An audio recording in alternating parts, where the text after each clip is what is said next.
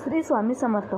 नमस्कार मित्रांनो आणि मैत्रिणींनो, आपण आजच्या व्हिडिओमध्ये बघणार आहोत की श्रावण महिना हा सगळ्यांना आवडता महिना आहे. कारण श्रावण महिन्यात मराठी लोकांचे खूप सण येतात. पण त्या श्रावणात 6 चुका करू नका. जरी मृत्यू तुमच्या समोर असला तरी हे वाईट काम श्रावण महिन्यात करू नका. संपूर्ण श्रावण सोमवारचा लाभ नष्ट होईल आणि तुम्ही केळी का खात नाही, नवरात्रीत काय खायची, श्रावण महिन्यात हळद का टाकली जाते आणि 5 महिला श्रावणात सोमवारचा उपवास का करू शकत नाही, या सर्व गोष्टी आज आम्ही तुम्हाला या श्रावणच्या व्हिडिओमध्ये सांगणार आहोत. आवश्यक असलेला प्रत्येक महादेव लिहा, आवडू द्या. भगवान शिवाच्या भक्तीचा हा प्रवास अतिशय अद्भुत आहे. त्यामुळे हा व्हिडिओ एका क्षणासाठी विसरू नका. कारण शास्त्रात असे लिहिलेले आहे की अपूर्ण माहिती नेहमी सर्वनाश घडवून आणते. मित्रांनो, वर्ष 2026 गुरुवार 30 जुलैपासून श्रावणाचा पवित्र महिना सुरू होऊन 28 ऑगस्टपर्यंत जाईल. भगवान शिव आणि देवी पार्वतीच्या पूजेसाठी श्रावण महिना खूप शुभ मानला जातो. यावर्षी श्रावण महिन्यात एकूण 4 सोमवार पाळण्यात आले आहेत. त्याला धार्मिक महत्त्व आहे. पहिला सोमवार उपवास 3 ऑगस्ट रोजी पाळला जाईल. दुसरा सोमवार 10 ऑगस्टला, तिसरा 17 ऑगस्टला आणि चौथा आणि शेवटचा सोमवार 20 ऑगस्टला असेल. रक्षाबंधनाचा सण असलेल्या 28 ऑगस्ट 2026 रोजी श्रावणचा शेवट होत आहे. या दिवशी बहीण आपल्या भावांच्या मनगटावर राखी बांधतात आणि प्रेम आणि एकजुटीचा सण साजरा करतात.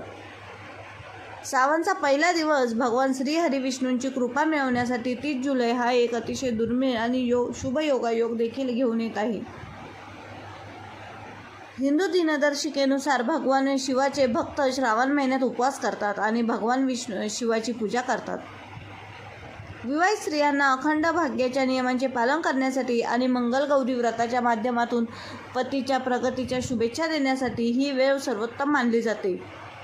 म्हणून 30 जुलैपासून सुरू होणाऱ्या या पवित्र महिन्यात कोणताही भक्त श्रद्धेचा नियम आणि पूर्ण सात्विकता घेऊन महादेवाच्या आश्रमात जाऊन त्यांची प्रत्येक इच्छा पूर्ण करू शकतो. श्रावण महिना हा काही सामान्य महिना नाही. हा काळ विश्वासाचा, निर्माचा, संरक्षक आणि विध्वंसक असलेल्या महादेवाचा आहे. आपल्या हिंदू दिनदर्शिकेनुसार जेव्हा भगवान विष्णू आषाढ महिन्याच्या देवशयनी एकादशीला 4 महिने योग निद्रेत जातात आणि अधोलोकाकडे निघतात, तेव्हा संपूर्ण सृष्टीवर अंधाराचा क्षण येतो. त्यावेळी विश्वासाला विनाशापासून वाचवण्यासाठी महादेव स्वतःला सृष्टीचा पूर्ण ताबा घेतो. यावर्षी श्रावणची सुरुवात अत्यंत अद्भुत, दुर्मिळ आणि तांत्रिक योगायोगाने होत आहे. यावेळी सर्व श्रावण सोमवार PRH मध्ये तंत्र, मंत्र आणि अघोळ शक्तींचा समावेश आहे. शास्त्रांमध्ये असे लिहिले आहे की श्रावणच्या सोमवारी उपवास केल्याने मनुष्याच्या 7 जन्मांच्या जमा झालेल्या पापांचा नाश होतो. जे कुमारी मुली हा उपवास करतात त्यांच्या जन्मकुंडलीत सर्व ग्रह्य दोष शांत होतात आणि त्यांना शिवासारखा वर मिळतो. विवाहित स्त्रिया जे ते ठेवतात तेव्हा अकाली मृत्यूची छाया आणि त्यांच्या जोडीदारावर पडणारा यमराज देखील पळून जातो. पण लक्षात ठेवा, श्रावण सोमवारची पूजा जितकी सोपी आणि आकर्षक दिसते तितकीच आकर्षक असते आणि त्याचे अद्भुत अदृश्य नियम तितकेच धोकादायक आणि भयानक आहेत.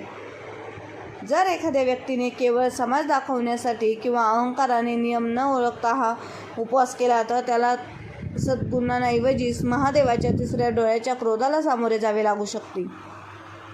शिवलिंगावर पाणी अर्पण करण्याचे ते भयानक सत्य जे कोणीही सांगत नाही. श्रावण महिन्यात जेव्हा आपण शिव मंदिरात जातो तेव्हा पाणी परत घेऊन थेट शिवलिंगाकडे जाणे ही आपली सवय असते. पण इथे लोक त्यांच्या आयुष्यातील सर्वात भयंकर, आत्मघाती आणि विध्वंसक चूक करतात. बरेच लोक मंदिराच्या आतल्या नळातून, विहिरीतून किंवा शिवालयाच्या अंगणात बसवलेल्या फिल्टरमधून पाणी घेतात आणि ते भगवान शिवाला अर्पण करतात. शास्त्रानुसार हा एक गंभीर गुन्हा आणि निषिद्ध कृत्य मानले जाते, ज्याला पराया जल किंवा चोरलेले पाणी म्हणतात. मंदिराचे पाणी केवळ त्या अंगणात राहणाऱ्या पंडित, पुजारी किंवा सेवकांसाठी असते, कारण ते मंदिर परिसर हे त्या पुजाऱ्याचे घर आहे. जर तुमचे घर मंदिराच्या मर्यादेबाहेर असेल तर तुम्ही नेहमी तुमच्या घराच्या स्वयंपाकघरातून किंवा तुमच्या घराच्या शुद्ध पाण्याच्या पात्रातून तांबे, चांदी किंवा पितळी लोटाने पाणी भरून मंदिरात जावे. यामागील सर्वात मोठे आध्यात्मिक आणि वैज्ञानिक रहस्य हे आहे की जेव्हा तुम्ही तुमच्या घरातून पाणी घेऊन शिवमंदिरात पायी किंवा कोणत्याही मार्गाने जाता, तेव्हा तुमच्या घराची नकारात्मक ऊर्जा, तुमच्या कुटुंबाच्या समस्या, तुमच्या पूर्वजांचे दुःख आणि तुमच्या शरीराचे आजार त्या पाण्यात अडकून पडलेले दिसतात. ते पाणी तुमचे सर्व दुःख स्वतःच्या आत शोषून घेते. जेव्हा तुम्ही ते पाणी शिवलिंगावर अर्पण करता, तेव्हा महादेव तुमचे दुःख स्वीकारतो आणि ते त्याच्या घशात विषासारखे सेवन करतो. पण जर तुम्ही मंदिराचे पाणी घेऊन तिथे अर्पण केले तर तुम्ही तुमच्या घराची कोणतीही समस्या महादेवावर सोपवली नाही. तुमचा तो प्रवास अपूर्ण राहिला आणि त्या उपवासाचे फळ शून्य झाले. शिवलिंगावरून कोसळणाऱ्या पाण्याचे चमत्कारी आणि भीतीदायक फायदे. जेव्हा पाण्याचा अखंड प्रवाह शिवलिंगावर पडतो, तेव्हा तो शिवलिंगाखाली तयार झालेल्या पाण्याच्या प्रवाहातून एका विशिष्ट दिशेने वाहतो. शास्त्रामध्ये त्या वाहत्या पाण्याला अखेर अमृत आणि शिवाच्या अलौकिक ऊर्जेचा महान झरा मानली जाते. पहिला नियम असा आहे की जेव्हा तुम्ही पाणी घेता तेव्हा तुम्ही जलभूतातून वाहणारे पाणी कधीही विसरू नये, कारण ती ऊर्जा इतकी तीव्र आणि तांत्रिक आहे की जर एखाद्या सामान्य व्यक्तीने ती पार केली तर त्याच्या शरीराचे चक्र विस्कळीत होऊ शकते. ते केवळ खऱ्या भावनेसाठी आणि पाण्यासाठी भुकेले असतात. पण जेव्हा तुम्ही तुमच्या विश्वासाने त्याचा आनंद घ्याल तेव्हा तुम्हाला शास्त्रांमध्ये लिहिलेली योग्य पद्धत माहिती असली पाहिजे. श्रावण महिन्यात शिवाला कधीही भेसळयुक्त, रासायनिक किंवा हरवलेली कृत्रिम मिठाई देऊ नका. जर तुम्हाला बर्फीचा आनंद घ्यायचा असेल तर ती घरी शुद्ध दुधापासून बनवली पाहिजे आणि त्यात चांदीचे काम नसावे, कारण चांदीचे काम करण्याच्या प्रक्रियेत अनेक वेळा अशुद्ध आणि निषिद्ध वस्तूंचा वापर केला जातो. त्यामुळे महादेव संतप्त होऊ शकतो. भगवान शिवाची पूजा करणे शुभ मानले जाते. विशेषतः सावनच्या महिन्यात उष्ण आणि दमट हंगामात दही पूर्णपणे ताजे असावे. शिवलिंगावरती आंबट खमीर किंवा शिळी दही अर्पण केल्याने घरात दुःख आणि आजार वाढतात. पंचामृत करताना दही, दूध, तूप, मध आणि कँडी एखादी विशिष्ट प्रमाणात मिसळा आणि ते कधीही तांब्याच्या भांड्यात ठेवू नका. तांब्याच्या भांड्यात दूध किंवा दही टाकल्याने रासायनिक प्रतिक्रिया होते आणि पंचामृत विषासारखे अम्लीय होते, जे शिवलिंगावर अर्पण करणे पाप आहे. पंचामृतासाठी नेहमी पित्तळ, चांदी, कांस्य किंवा मातीची पवित्र भांडी वापरा. समुद्राचे मंथन आणि संपूर्ण सृष्टीला हादरवून टाकणाऱ्या विषाच्या हालचालींची पौराणिक कथा. सावंतांच्या या पवित्र, अलौकिक आणि भीतीदायक भागाच्या शेवटी आपण अमर पौराणिक कथा ऐकूया की सावनच्या कोणत्याही उपवास वाचल्याशिवाय सोमवारची पूजा किंवा उपवास कधीही पूर्णपणे फलदायी होऊ शकत नाही. सतयुगादरम्यान जेव्हा देव आणि असुर यांच्यात अमरत्वाच्या इच्छेने समृद्धी आणि अमृत प्राप्त करण्यासाठी क्षीरसागरात समुद्राचे मंथन केले जात होते, मग मंदराचल पर्वताने मथनी आणि नागराज वासुकीचे दोरीकरण झाले. एका बाजूला देव आणि दुसऱ्या बाजूला राक्षस होते.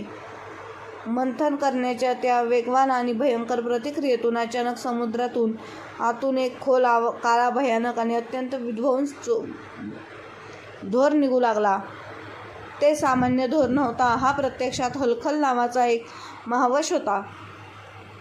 हे विश्वातील सर्वात धोकादायक विष. त्या विषाची उष्णता आणि विषारी ज्वाला इतक्या धोकादायक होत्या की तिन्ही जगातील प्राणी वेगवेगळ्या प्रकारे मरू लागले.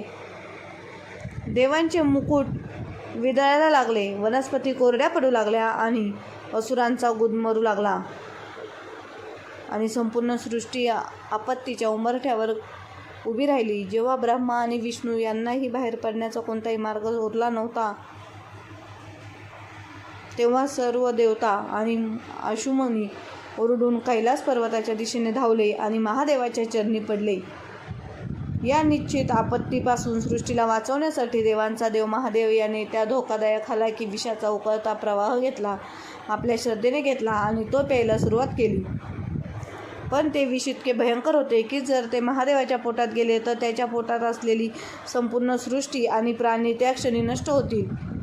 त्यामुळे महादेव यांनी आपल्या योगशक्तीने त्यांच्या घशातील विष थांबवले.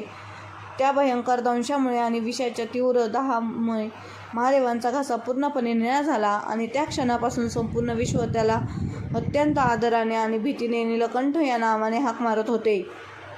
विषाच्या त्या भीषण उष्णतेमुळे महादेवांचे संपूर्ण शरीर थरथर कापू लागले. त्यांचे डोळेसुद्धा लाल झाले होते. मग त्याच्या डोक्याला थंड करण्यासाठी सर्व देवांनी त्यांच्यावर सतत गंगाजल ओतले आणि त्यांच्या डोक्यावर थंड चंद्र ठेवला आणि विषारी अग्नीचा प्रभाव कमी करण्यासाठी त्यांच्या शरीरावर थंड बेलपत्र, थंड धतुरा आणि ऊसाचा रस अर्पण केला. की घटना श्रावण महिन्यात घडली. म्हणूनच श्रावण महिन्यात जो भक्त महादेवाला थंड पाणी, दूध आणि बेलपत्राचा प्रवाह अर्पण करतो, महादेव त्याच्या आयुष्यातील सर्व विष पितो आणि त्याला जीवनाचे अमृत देतो. शिव आणि जालंधरच्या कत्तलीची अलौकिक आणि भयानक कथा सावनच्या या काळात शिवमहापुराणामध्ये असंच आणखी पौराणिक कथेचे वर्णन केले आहे, ज्यात या महिन्याचे खरे नियम दर्शवले आहेत. ही कथा शिवाच्या भागातून जन्मलेल्या शक्तिशाली राक्षस जालंधरचे आहे. जालंधराचा जन्म समुद्रातून झाला होता आणि त्याच्या इतकी प्रचंड शक्ती होती की त्याने तिन्ही विश्वांवर कब्जा केला होता. त्याच्या शक्तीचे सर्वात मोठे रहस्य म्हणजे त्याची सर्वात प्रिय पत्नी वृंदाची शुद्धता. वृंद ही भगवान विष्णूची प्रखर भक्त होती. तिच्या पतिव्रता धर्मामुळे कोणतीही देवता किंवा स्वतः शिव देखील समुद्रात जालंधरला हरवू शकले नाहीत. जेव्हा जालंधरचा जुलूम 7व्या स्वर्गात पोहोचला आणि त्याने थेट पार्वती मातेकडे पाहण्याचे धाडस केले, तेव्हा महादेवाचा राग अनावर झाला. कैलासावर महादेव आणि जालंधर यांच्यात एक प्रलयकारी युद्ध सुरू झाले, ज्याने संपूर्ण विश्वाचा पाया रुद्रवून टाकला. पण वृंदाच्या कवसामुळे जालंधर पुन्हा पुन्हा जिवंत होत असे. त्यानंतर सृष्टीचे संतुलन राखण्यासाठी भगवान विष्णूने जालंधरचे रूप धारण केले आणि वृंदाच्या राजवाड्यात पोहोचले. तिचा पती जिवंत आहे असा विश्वास ठेवून वृंदाने त्याला स्पर्श करताच आणि त्याचा पतिव्रता धर्म मोडताच महादेवाने युद्धभूमीत आपल्या त्रिशूलाने जालंधरचे डोके पृथ्वीपासून वेगळे केले. जेव्हा वृंदा या भ्रमाची जाणीव झाली तेव्हा तिने श्रीहरी विष्णूला दगड बनण्याचा शाप दिला, ज्यामुळे तो शालिग्राम झाला आणि स्वतः सती झाली. तुळशीच्या झाडाचा जन्म वृंदाच्या राखापासून झाला. महादेवने सावनच्या या काळात जालंधरसारख्या एका अधार्मिक व्यक्तीची हत्या केली होती. म्हणूनच तुळशीची पाने कधीही शिवपूजेत वापरली जात नाहीत, कारण ती जालंधरची पत्नी म्हणून जन्माला आली आहे. सावनमध्ये ही कथा ऐकून मनुष्याच्या आत लपलेल्या कामाची आणि वासनेचे जालंधर नष्ट होते. महामृत्युंजय मंत्राचे रहस्य आणि कालांतराने महादेवाचा विजय. श्रावण महिन्यात प्रत्येकजण महामृत्युंजय मंत्राचा जप करतो, पण यामागची कथा फार कमी लोकांना माहीत आहे. जेव्हा खऱ्या महादेवाने महायुद्धातील त्याच्या भक्तासाठी मृत्यूचा देव यमराज यालाही पराभूत केले होते. शिवपुराणानुसार अर्श मृकडूचा मुलगा मार्कंडेय याचे वय केवळ 16 वर्ष निश्चित करण्यात आले होते. पण जेव्हा मार्कंडेय 16 वर्षाचा झाला तेव्हा त्याचे आईवडील मृत्यूच्या भीतीने थरथरायला लागले. मग बालक मार्कंडेयाने सावनच्या या पवित्र काळात शिवलिंगाची स्थापना केली आणि त्याच्यासमोर बसून तीव्र तपस्या सुरू केली. त्याच्या आयुष्याच्या शेवटच्या दिवशी स्वतः मृत्यूचा देव यमराज त्याच्या भयानक म्हशीवर आणि कल्पशाला हातात घेऊन त्याचा जीव घेण्यासाठी आला. यमराजाचे ते रूप इतके भयानक होते की ते पाहूनच मनुष्य मरू शकतो. पण मुलगाच घाबरला नाही. ते शिवलिंगाला चिकटून राहिले. ज्यावेळी यमराजाने मार्कंडेयच्या जीवाला खेळून ठेवण्यासाठी आपला टाईम लूक फेकला, मुलासह तो शिवलिंगावरही पडला. यमराजांची साखळी शिवलिंगावर पडताच प्रचंड गर्जना झाली. तिघेही हादरून गेले. शिवलिंग फुटले आणि त्यातून महाकालांचा देव महादेव त्यांच्या सर्वात उग्र आणि क्रूर रूपात प्रकट झाला.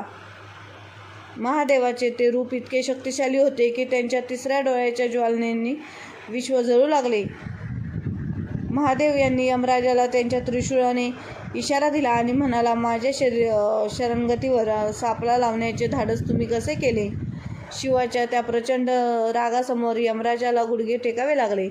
त्या क्षणी महादेवाने मार्कंडेयाकडे अमृताचे वरदान दिले आणि सांगितले की जो भक्त श्रावण महिन्यात खराब मनाने शिवलिंगाजवळ महामृत्युंजय मंत्राचा जप करेल तोच अकाली मरण पावेल आणि यमराज कधीही त्यांच्या सावलीला स्पर्श करू शकणार नाही.